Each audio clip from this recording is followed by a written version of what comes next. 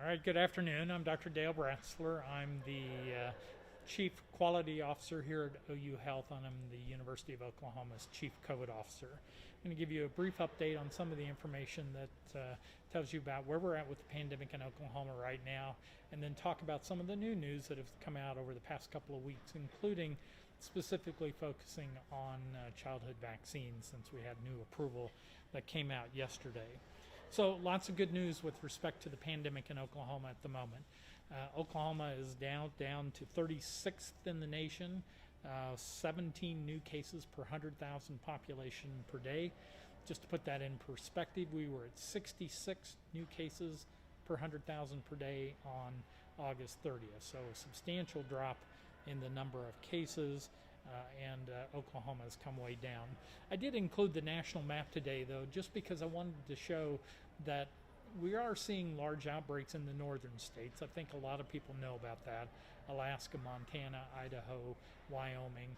But we also are seeing pretty good outbreaks happening right now in Colorado and New Mexico, right on our western border. So this isn't completely over, and I think we still have to be worried that we could see cases come into our state from others states. Today, we're up to 646,000 cases in the state, 11,409 deaths. One thing I have noticed is that the absolute death rate has been going up slightly. It's up to 1.8% now. That's of people with known positive tests. Remember that these numbers that are reported by the health department each day only reflect people who went and got a test done that came back positive. There are many people with COVID-19 we know who never get a test done or are relatively asymptomatic, and therefore these numbers underestimate the true number of cases in the state. I think most people are aware that nearly 700,000 Americans now have died from this particular disease. It is the third leading cause of death in the United States, and as I'll highlight in just a moment, in the United States over the past year or so, it's been the 8th leading cause of death of kids between the ages of 5 and 11. Now, they have low death rates, thank goodness, but COVID has become more prominent in that age group. Today, the 7-day rolling average new cases is down to 629. Remember, again, putting it in perspective, we were at 2,800 cases a day on August 30th, which was the peak of the Delta surge in Oklahoma. Our lowest point in the pandemic since it started was 99 cases a day on June 7th. So we still have a ways to go to get down in the number of cases. The state health department updated county level data today for the second week in a row. Excuse me. Second week in a row. Tulsa County had 779 cases, which was the highest in the state. That number is way down from what they had last week, but Tulsa County, even though it doesn't have as big a population as Oklahoma County, has had more cases now for the past 2 weeks. The rest of the list seems like we would expect in Oklahoma, with Oklahoma County, Cleveland County, and Canadian County following. Good news on hospitalization front. Hospitalizations were down to 451 today, with 154, just over a third of the patients are in the intensive care unit. And I think that's a pattern we'll continue to see as we see fewer cases. Those that are sick enough to be in the hospital will be sick enough to be in the ICU, many of them, and the hospitalization rate will trail off, but more slowly than the total case count. Finally, I included the community transmission map from the CDC that was updated yesterday. You're starting to see some color on the Oklahoma map. In other words, Oklahoma has a number of counties that have dropped into the substantial community transmission rate category, and I expect that we will continue to see more color show up on the Oklahoma map as community transmission rates go down in our state.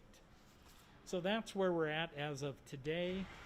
Again, good news. I think we can all be happy that the cases continue to decline, though there are still more than 600 people a day still being diagnosed with COVID-19. I think the big news of this week, obviously, is the FDA's emergency use authorization for the Pfizer COVID vaccine in kids between the ages of 5 and 11.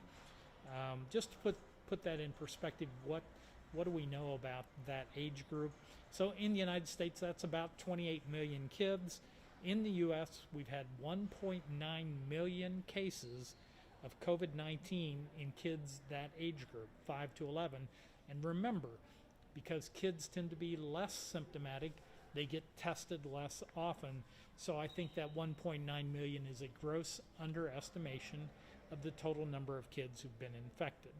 In Oklahoma, we've had 34,713 kids between 5 and 11 who had a positive test and were reported as a case of COVID-19.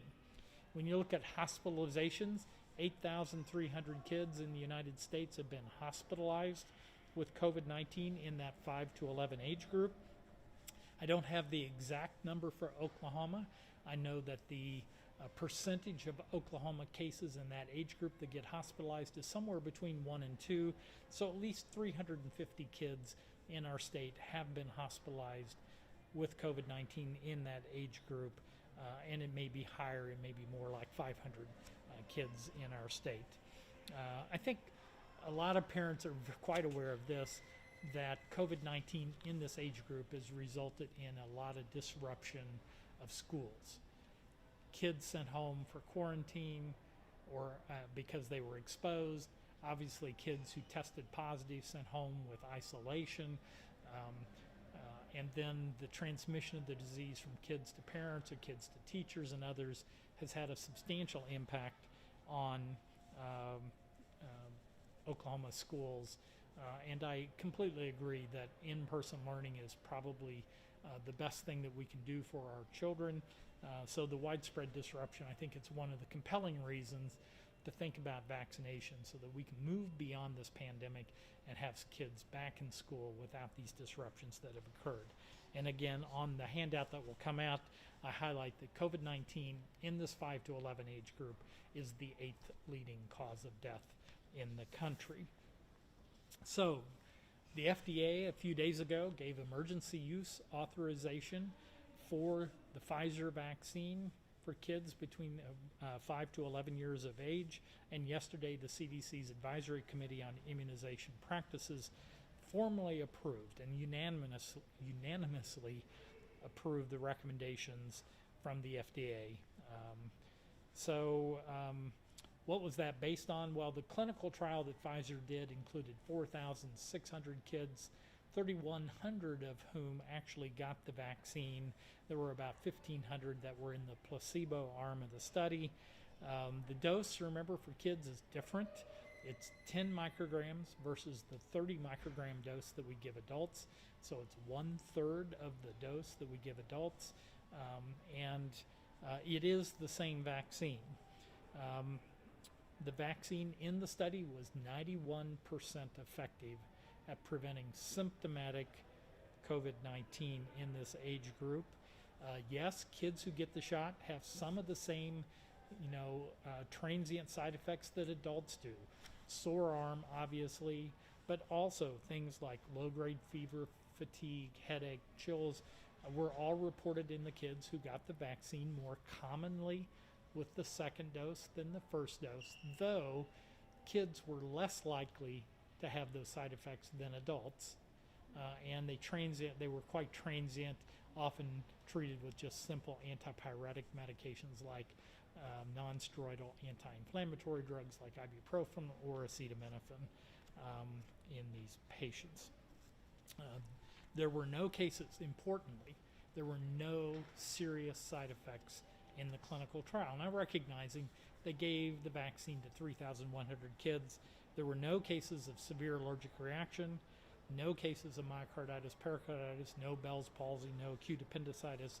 None of those things happened during the vaccine trial.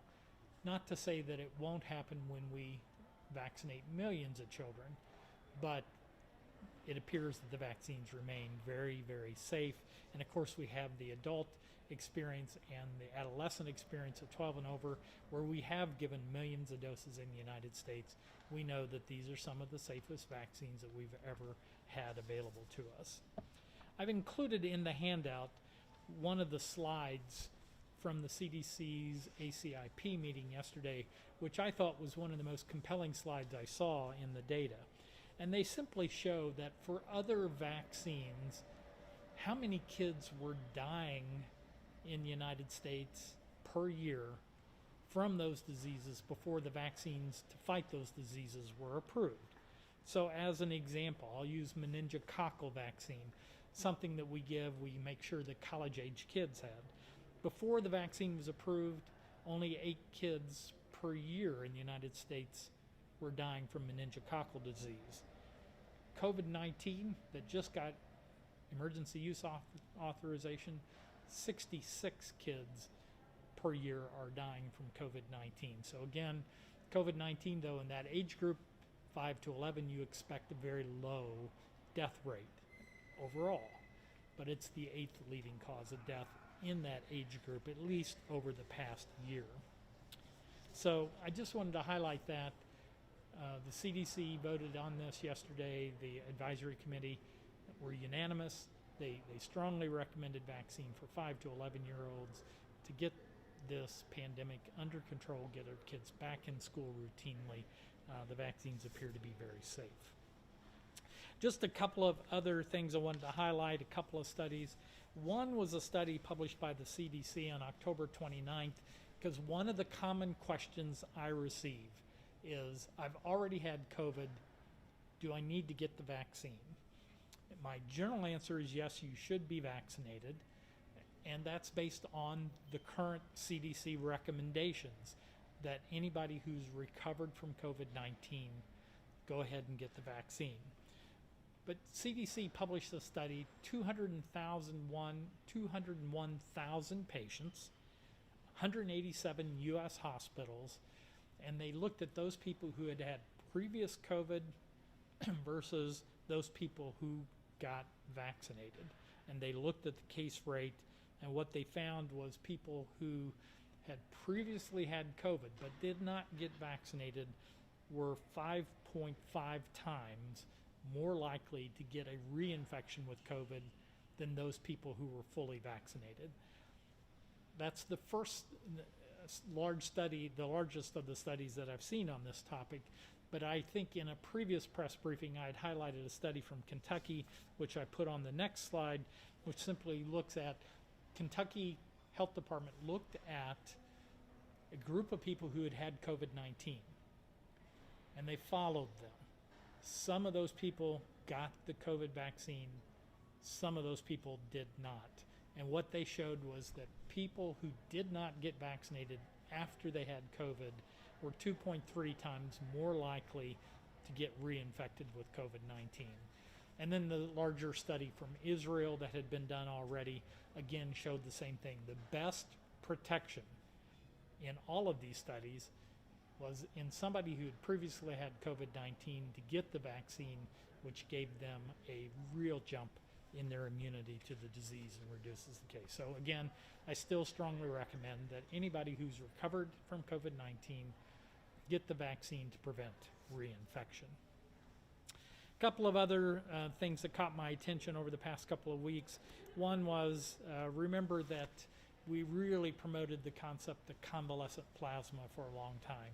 We asked people who had survived COVID to go give plasma that could be potentially given to patients in the hospital to reduce their symptoms.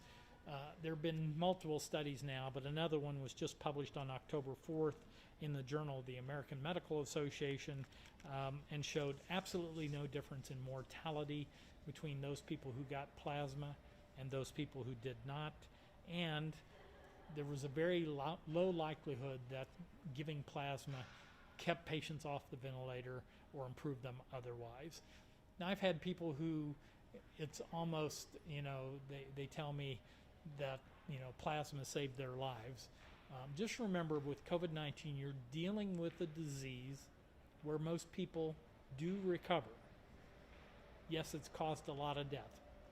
But unless you do a randomized trial where half the people get the treatment, like convalescent plasma, and others do not, it's the only way you can know whether the therapy is effective at reducing disease or not. A couple of other things. The Infectious Disease Society put out a little information about what's called the AY.4.2 Delta variant or subvariant, the daughter of Delta, sometimes called Delta Plus. As many of you know, there have been more than 15,000 cases reported in the United Kingdom. Cases have been reported in the United States. However, it doesn't seem to be taking over yet, at least like it is in the UK. So the UK is not seeing a big spike in overall COVID cases, but many of the new cases that they are seeing are the Delta Plus variant. It does appear to be maybe a little bit more contagious. It still seems to be protected if you're vaccinated, and monoclonal antibodies are also effective at preventing disease. So again, it's one that we're watching. I do not believe we've seen any cases in Oklahoma to date. I thought I'd end by talking about booster doses for the vaccine. So who should be getting booster doses? So I want to make a couple of points. Number one, none of us should be surprised that we need to get booster doses with the COVID vaccines. Think about all of the childhood vaccines or other series of vaccines that we have for both kids or adults, where 1 or 2 doses, that priming series, isn't enough to give you long-term immunity. There are many, many vaccines that we give in a series. So right now, if we're boosting the Pfizer vaccine, we give 2 30 microgram doses 3 weeks apart, and then we give a 30 microgram dose at 6 months after the second dose. For Moderna, you remember, you get a bigger dose. 2 100 microgram doses 4 weeks apart, and then if you're in the category for a booster, you get a 50 microgram. We cut it in half, a 50 microgram dose 6 months after the second dose. And then finally, Johnson & Johnson. Very, very important that Johnson & Johnson, FDA and CDC now recommend that everybody, regardless of your age, underlying conditions, if you got Johnson & Johnson, you should get a booster dose. And you should get that booster dose about 2 months after the first dose. In other words, I think it's becoming clear Johnson & Johnson probably should have been a 2-dose regimen from the outset. So that is strongly recommended now, that regardless of your age or prior underlying medical conditions, that you should get a booster if you got the Johnson & Johnson vaccine. So who's recommended to get a booster? Anyone 65 years of age and older, anyone 18 to 64 who has an underlying high-risk condition that puts them at risk for severe complications of COVID-19. That list is long and includes a lot of Oklahomans, people who are obese, diabetics, asthma, heart disease, hypertension, sickle cell anemia, any congenital disorders. All of those people should receive a booster dose of the vaccine at least 6 months after the second dose or 2 months after Johnson & Johnson. And again, I'll reiterate, if you got Johnson & Johnson, it is strongly recommended that you get a booster dose at least 2 months after your first dose. Finally, I put in the handout that will be sent out a graphic from an article. It was a study done by the NIH, and it's not a big study. It's only 458 patients. And so I think we have to be a little cautious about drawing too many conclusions from the study. And they had 9 arms in the study. In other words, they took people who'd received Johnson & Johnson, Pfizer, or Moderna, and then they took that group of people and they randomized them to receive a booster with Johnson & Johnson, Pfizer, or Moderna. So when you think about it, there were 3 vaccines and 3 possible combinations that you could get for any vaccine, and they studied them. They studied their antibody levels. And the graphic I'm sending out is a bit complicated to read, so I drew a red line around panel B in the middle. This was people who originally got Johnson & Johnson and then got either Johnson & Johnson, Pfizer, or Moderna. And it's pretty easy to see when you look at it that people who had previously gotten Johnson & Johnson, if they got either the Pfizer or the Moderna vaccine, had much higher antibody levels than people who were boosted with Johnson & Johnson. And so a lot of people have recommended that you consider the mix and match. If you look at these other graphics, I think you quickly see that there doesn't appear to be any real advantage from going to Pfizer to Moderna or Moderna to Pfizer. But there may be an advantage if you got Johnson & Johnson the first time about getting a Pfizer or Moderna second dose. But just remember, take it with a bit of a grain of salt. There were only 458 people in the study, so it's not a huge study. And the only thing they were looking at in the study was antibody levels. They weren't looking at the things that we care about the most. Did those people end up in the hospital, have severe COVID, or die from the disease? So that's going to take further study over time.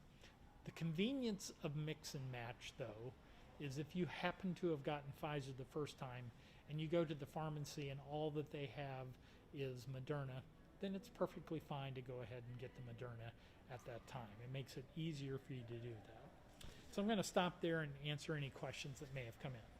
Okay. Just kind of quickly, as we continue through the flu season, what are the ways to differentiate COVID-19 symptoms from flu or common cold symptoms? Yeah, so it's a great question, and it's one that comes up commonly, and that is, how do you differentiate the symptoms of COVID or the flu or other viruses like cold viruses? And we'll tell you that there is no clinician that can definitively differentiate those at the bedside. There are a couple of things that we do point out. COVID often has fever, and if the person loses taste and smell, I'm highly suspicious of COVID-19. But that's about the only symptom that seems to occur much more commonly with COVID than with cold viruses or the flu. And do recognize with those other viruses, sometimes people do lose taste and smell. So really the only way to know for sure is to do a test. I've noticed in pharmacies that the rapid tests are becoming more readily available again, and would encourage you that if you have symptoms, to do a test, do one of the rapid tests at home, but do it over a couple of days. Do it the first day, wait a couple of days and repeat it. And if it's positive, obviously then go to your doctor and get a regular test done. As cases remain at a 7-day average of about 700 to 800 cases and we enter the winter months, what do you predict will happen with case numbers in light of child vaccinations, increased access to booster shots, etc.? Yeah, so another really good question. So right now, today, we're at 629 new cases per day on average, so that number has come way down. And I expect the number to continue to come down. When you look at data on breakthrough infections, people who were fully vaccinated, who then subsequently got COVID-19 again, a lot of those patients were elderly. And those are the people that really do seem to be lining up for the booster doses. So I think the more booster doses that we get into the elderly and those that have high-risk conditions that put them at risk of COVID-19, I think we'll continue to see their case numbers continue to come down. At the same time now, we can start vaccinating kids between the ages of 5 and 11, which is 8 to 9% of the Oklahoma population, and certainly are in community settings like schools where they can spread the disease to other people. So I think vaccinating that age group is going to help us. We still have a big opportunity for vaccinating kids, adolescents between the ages of 12 and 17, because in Oklahoma, only about 30% of that population is currently fully vaccinated. So there are plenty of opportunities to still get vaccine. Do you know what the availability is now yet for the 5 to 11 find vaccines yet? Yeah, so it's my understanding that for the Pfizer vaccine, which is now repackaged because the dose is 1/3 of the adult dose, so it comes in a different vial, orange cap and everything, so we don't confuse that. It's my understanding that Oklahoma has only received about 600 vials initially.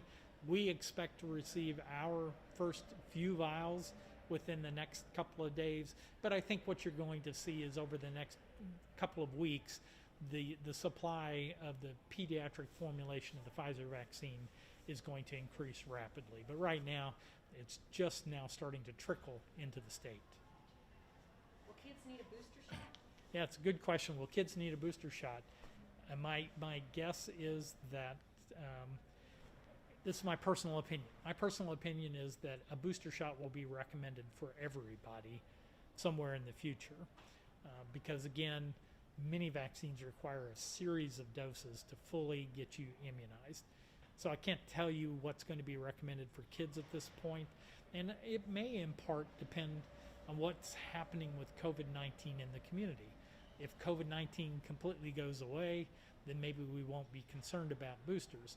But I think what many of us think will happen is that we will continue to see periodic outbreaks of COVID-19, particularly among unvaccinated people. We'll see cluster outbreaks, and we'll still have a reason to make sure that everybody is fully vaccinated. What do you say to a parent of a child who's 11 that's going to be 12 in a couple months? Should they wait for the adult size version? I don't know that there's a lot of difference, because in the study, in the Pfizer data, they compared the 10 microgram dose to the 30 microgram dose, and antibody levels actually were pretty comparable. If you look at the notes from the Advisory Committee on Immunization Practices yesterday, they explicitly tell what to do when that patient crosses from age 11 into age 12. So, you know, I don't know that there's any advantage in waiting at this point. How much concern or risk is there for the 0 to 4 age group who still haven't been or won't be able to be vaccinated? Yeah, so we see cases in 0 to 4-year-olds in Oklahoma all the time. Part of the reason we strongly recommend that families get vaccinated is to protect the most vulnerable, those young kids. Remember, pregnant women and women who are breastfeeding, if they get vaccinated, the vaccine doesn't get into the child, but mom's antibodies do, and that provides some passive immunity to neonates and to young babies that are still breastfeeding. So strongly recommended that those groups get vaccinated. Certainly, younger kids do get COVID-19.